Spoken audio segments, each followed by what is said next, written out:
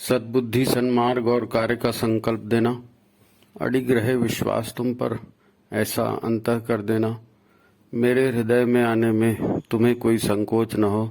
हे गुरुदेव, मुझे नजरों से दूर कभी न होने देना।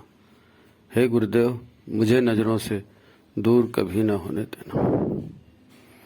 नमस्कार, गायत्री चिंतन धारा में आप सभी का स्वागत है।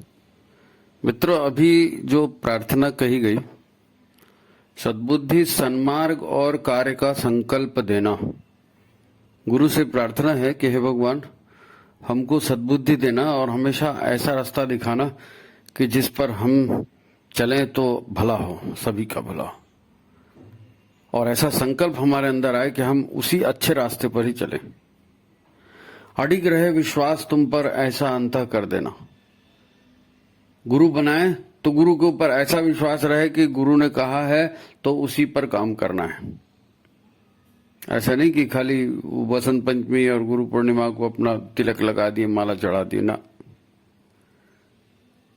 हमारा हृदय ऐसा बदले, हमारे अंतर में ऐसे बदले, ऐसी भावना आ जाए, हे गुरुदेव ऐसी भावना जगा दो, है ना, कि आपको हमारे हृदय में आने में संकोच न लगे। आपको कहीं ऐसा न लगे कि अरे ये मेरा शिष्य है, ये कैसा काम कर रहा है।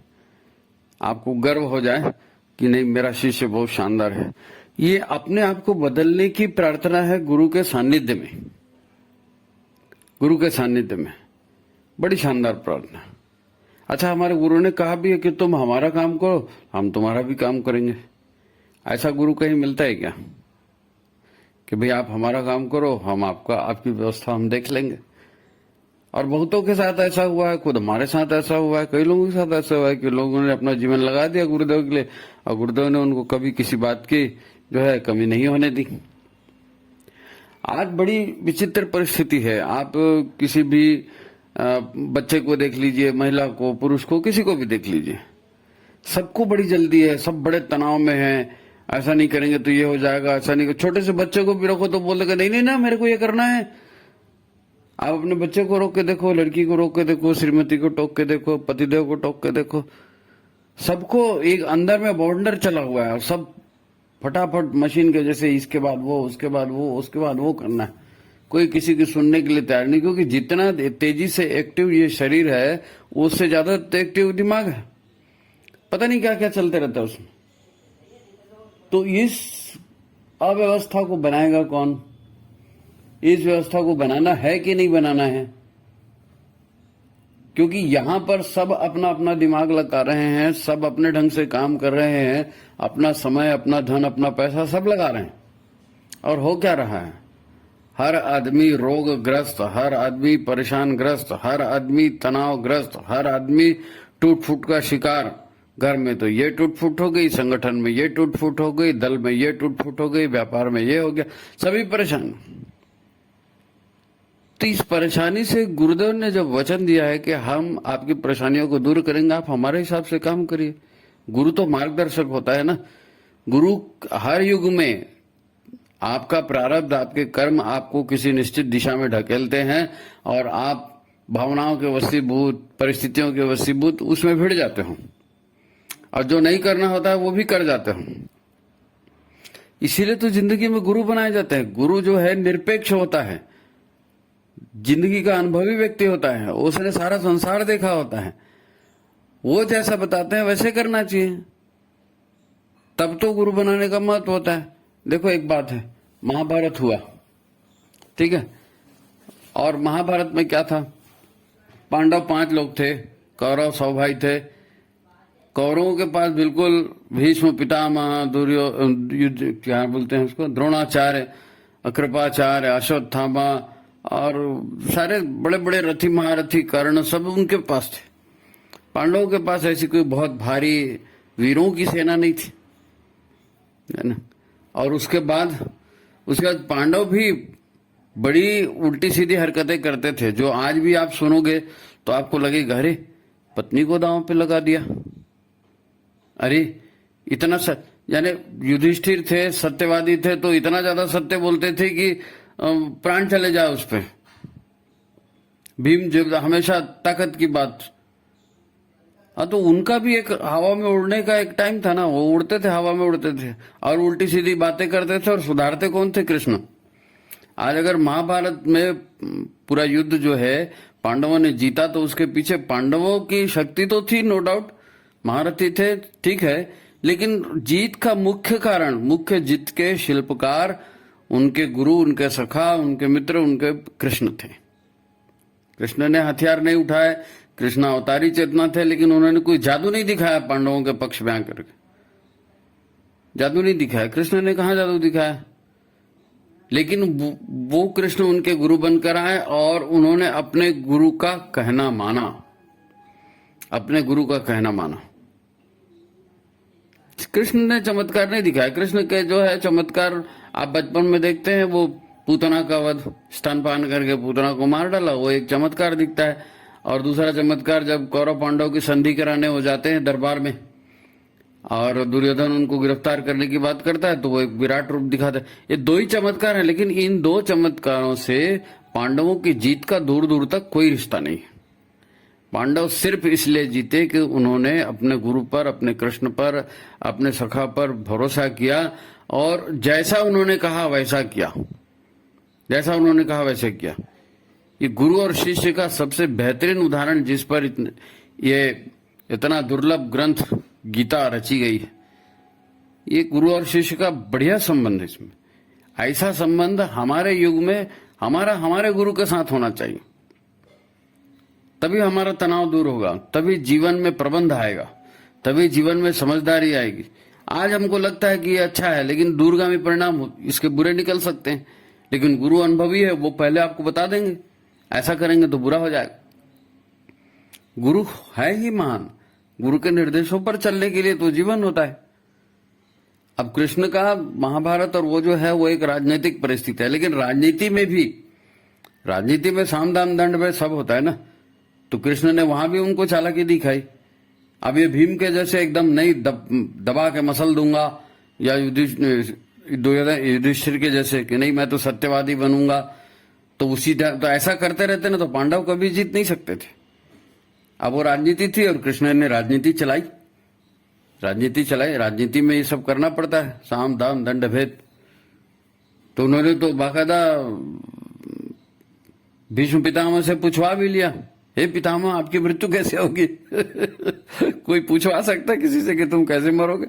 लेकिन कृष्ण की चाल, कृष्ण की नीति, उनके कमजोर मोहरों से भी उनको जीत निकलवानी थी। और जब ईश्वर साथ होता है तो कमजोर मोहरे भी जीतते हैं। भीष्म पितामह ने बताया उनको कैसे मरेंगे, करा दिया उन्होंने। धर्मराज से झूठ बोलवा दिया। एक नकली हाथी, वो दूसरा अश्वत्थामा नाम का एक हाथी था, उसको मरवा दिया। सामने तो द्रोणाचार्य थे और वो अश्वत्थामा हता, नरोवा कुंजरोवा, पता नहीं नर था कि कुंजर था, लेकिन अश्वत्थामा मर गया। अब फिर ढोल लंगाड़ा बजा दिया। अब वो जो है द्रोणाचार्य, वो यही सुने कि अरे अश्वत्थामा मेरा लड़का मर गया, उन्होंने हथियार डाल दिया, उनका वध हो गया। तो वो युद्ध नीति थी, राजनीति थी, वहां उन्होंने कूटनीति चलाई। हमारे गुरुदेव ने कूटनीति वाली बात नहीं करी, हमारे गुरुदेव ने सीधी सीधी बात करी, सीधी सीधी बात करी कि आप सत्कर्म करिए, सद्बुद्धि को अपने जीवन का अंग बनाइए, यज्ञ को अपने जीवन का अंग बनाइए। और ये जो दुनिया उलट गई है, उल्टा सीधा सब हो रहा है, हमको इस उल्टे को उलटकर सीधा करना है। तो आप हमारे साथ हैं, तो आप पहले खुद तो सीधे हो जाओ।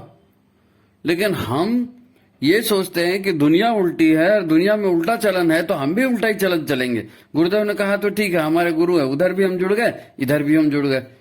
दोनों पार्टी, सत्ता पार्टी में भी, विपक्ष पार्टी में भी, दोनों के साथ कैसे करोगे आप? नहीं साहब, जीवन तो हमारा आज के हिसाब से रहेगा, भौतिकवादी, और हम चाहेंगे गुरु का आशीर्वाद। ये दोनों नहीं मिल सकता ना।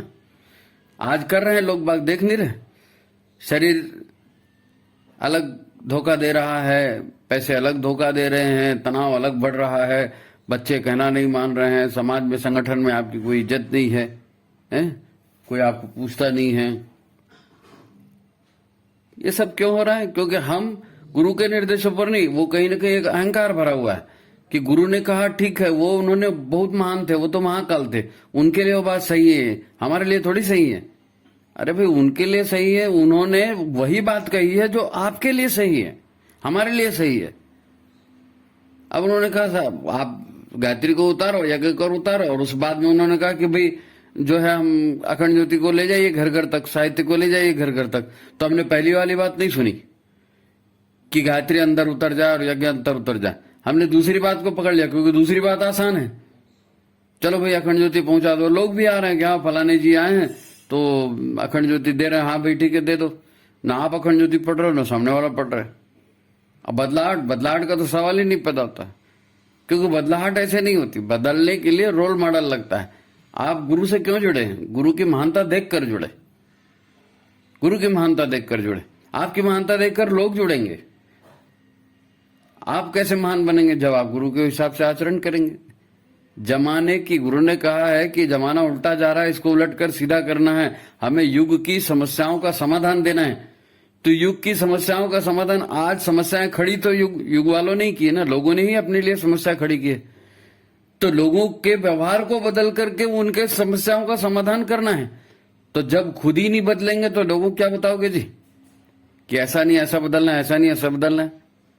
हम हर जगह इन्वॉल्व हो जाते हैं। मैंने मंदिर बनाया, मैंने पत्रिका बांटी, मैंने स्टिकर चिपकाया, मैंने फला। अरे तू क्या चिपकाया और तू क्या किया? तेरे करने से कुछ होता है? गुरु बना ले तू क्या स्टिकर चिपकाने के लिए गुरु बनाया? जीवन में उतारने वाली बात कौन करेगा? परिस्थितियां ऐसे बदलेंगी।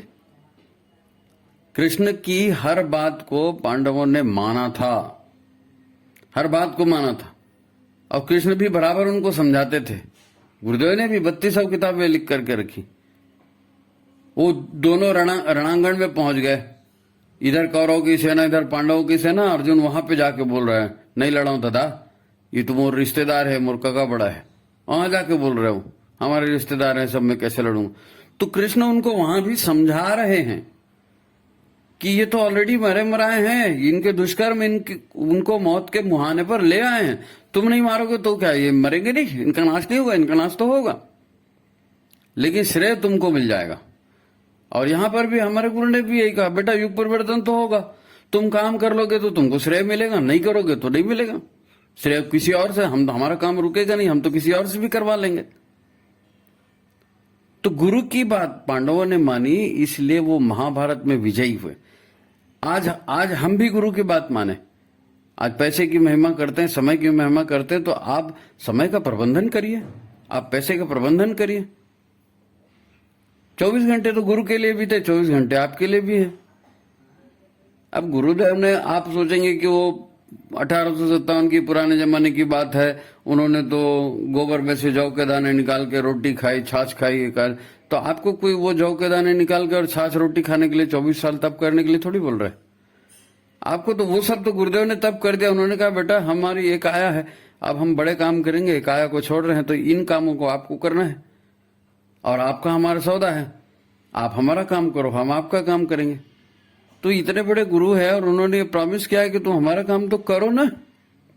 लोग लड़ते हैं, लोग झगड़ते हैं, लोग टांग खींचते हैं, लोग कहना नहीं मानते, लोग शिकायत करते हैं, तो वो भाड़ में जाए। आप उससे जुड़िए मत। आप लोगों से जुड़े कि गुरु जी से जुड़े? आप गुरु जी से जुड़े। तो आप गुरु जी से जुड़े तो आप गुरु जी का काम करिए। नहीं जाना है कहीं तो मत जाओ ना, कहीं मत जाओ। आप स्वतः गायत्री का जाप करो, स्वतः यज्ञ में जीवन बनाओ, अपने परिवार वालों को बुलाओ, अपने समाज वालों को बुलाओ, सब लोगों के बीच में संस्कार कार्यक्रम करो, यज्ञ की कार्यक्रम करो, प्रज्ञा मंडल चलाओ, गुरु का काम करो, हो गया। लोग क्या कर रहे हैं उससे क्या करना है? लोग तो पहले भी ऐसी थे, गुरु जी के जमाने में भी ऐसी थे, गुरु जी के जमाने में भी ऐसे थे। वो तो ये कहते थे बेटा हमने सबको जोड़ लिया है ना, और जिसकी तकदीर है जो आज करना कर ले, वो पा जाए। तो जिसका अहंकार कम है, जिसके भीतर है ना बड़प्पन दिखावे के बाद कम है, और जो आसानी से सरेंडर कर सकता है, वो सरेंडर करेगा। सरेंडर करेगा, गुरु की बात मानेगा, गुरु की बात मानेगा तो जीतेगा। तो आज की विषम परिस्थितियों में आपको स्वास्थ्य रक्षण करना है, आपको परिवार रक्षण करना है, आपको तनाव मुक्त होकर जीवन जीना है, तो गुरु के इशारों पर चलना है। लोगों को देखकर जीना बंद कर दीजिए। वो चाहे मिशन के भीतर के हों चाहे बाहर के हों, उनको देखकर नहीं जीना है, गुरुदेव को देखकर जीना है। कर्मों का फल मिलेगा, चिंतन का फल मिलेगा। तो आप अपने कर्मों को, अपने चिंतन को ठीक करिए। कुछ प्रारब्ध होगा, कुछ मुसीबतें होंगी, वो गुरुदेव संभाल लेंगे, हो जाएगा, ठीक है। तो हमको गुरु के इशारों पर चलाना है। गुरुदेव जो है महाकाल के रूप में आए हैं, सारी परिस्थितियां बदलने आए, वो हमारे कल्याण के लिए आए।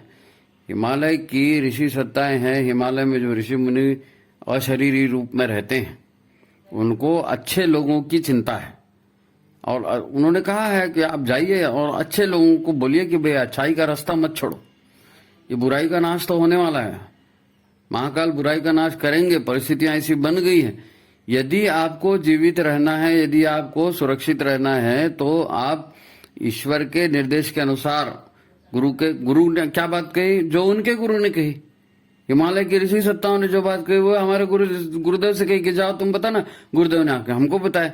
अब आप दूसरे को बता रहे हो लेकिन आप कर नहीं रहे हो।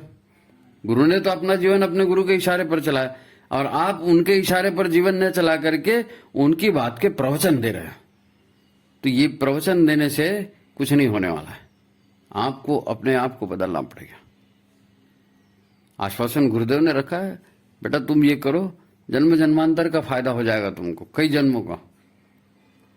अवतारी चेतना के साथ जुड़कर काम करने वाले गिलहरी हो, रीछ हो, वानर हो, ग्वाल बाल हो, सब अमर हो जाते हैं, है ना। तो आप ठीक है, किसी से नहीं बनती, संगठन में ऐसा हो गया वैसा हो गया, तो आप अपना काम शुरू करिए अलग, आप अपना काम शुरू करिए, गुरु पर विश्वास रखिए और अपनी मेहनत पर विश्वास रखिए। ठीक है, तो जीवन में उत्साह बना रहे, लगातार सोचते रहो, देखते रहो कि गुरु हमारे साथ हैं, आप गुरुदेव की निगरानी में जी रहे हैं, है ना। तो अच्छा मित्रों, जो भी आपको समस्या होती है, प्रॉब्लम होती है, कहीं क्षेत्र में काम कर रहे हैं, कठिनाई होती है, तो उससे संबंधित जो बातें हैं वो हमें कमेंट बॉक्स में डाला करो, ताकि हम ऐसे आपके लिए प्रेरक प्रसंग भेजें, ऐसे आपको वीडियो बनाकर दें, ताकि लोगों का उसमें मार्गदर्शन हो, है ना, लोगों को समझ में आए कि भाई अपन क्या करें। और जैसे पहले भी आपको बताया था कि किस प्रकार से वो एक प्रज्ञा मंडल बन गया नया, यानी कर्मकांड सिखा दिए, नया प्रज्ञा मंडल बन गया अकेले, कोई शक्तिपीठ साथ नहीं, कोई जोन उपजोन साथ नहीं, कोई कुछ साथ नहीं, गुरुदेव हैं, हो गया, उनके साथ आए, 14 लोग का बढ़िया मंडल बन गया। तो आप भी करिए, आप समस्याएं भेजिए कमेंट बॉक्स में, ठीक है। तो आज की बात यही समाप्त करते हैं। आपका उत्साह, आपका जोश बना रहे, गुरु का काम करते रहें, और चैनल को लाइक करें, शेयर करें, सब्सक्राइब करें, ठीक है। सभी को प्रणाम, नमस्कार।